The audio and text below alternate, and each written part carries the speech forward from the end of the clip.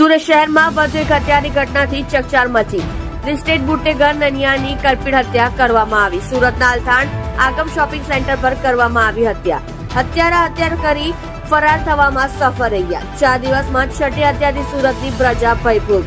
સુરતની અલથાણ પોલીસ ઘટના સ્થળે પહોંચી વધુ તપાસ શરૂ કરી. તમે જોઈ રહ્યા છો એસટી ન્યૂઝ ચેનલ. ફેઝર શેખની સાથે